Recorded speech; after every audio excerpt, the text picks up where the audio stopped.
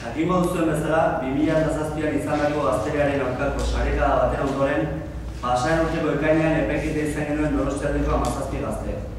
Horietako 15 6 urteko espetxe zigorra ezarri ziguten. Zigor hori helegitea jarri ondoren, bihar irailak 27 berau aztertzeko bista bat egingo da Auzitegi Gorenean. Horrek esan nahi duena zera da, bihartik aurrera, zigortuta dauden 15 lagunak edozein momentutan atxilotu eta espetxeratzeko arriskua izango dugula. Gauzak horrela, gure egoera salatzearekin batera, epaiketaren harira abiatu genuen kanpainan zehar zabaldu nahi dugu irakurketa, berriro ere jarri nahi dugu mahai gainean. Eten ditzagun ilegalizazioak eta debekuak, proiektu politiko guztien alde. Gure kontrako epaiketa errepresio eta eraso testuinguru orokor batean kokatu behar dugu. Proiektu politiko guztiak bideragarri egiten ez dituen errepresio testuinguru batean. Gazte independentisten lana erakusteko neurri bereziak erabiltzen dira Auzitegi Nazionalean. Lehenik, proiektu politikoak eta lan politikoak kriminalizatu egiten da. Erakunde politikoak legez kanpokoak deklaratu. Kasu konkretu honetan, segi gazte erakundea legez kanpo utziz.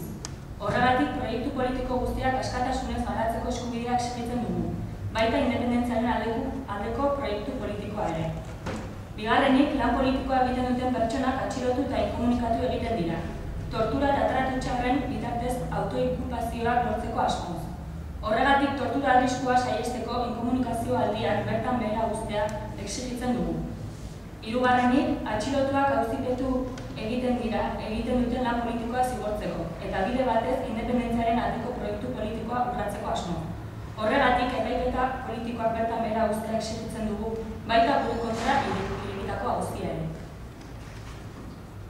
Amaitzeko, gure atxikimendua eman nahi diogu epaiketa izatea dauden gazte nafarrek urriaren batean Iruñan burutuko duten manifestazioari.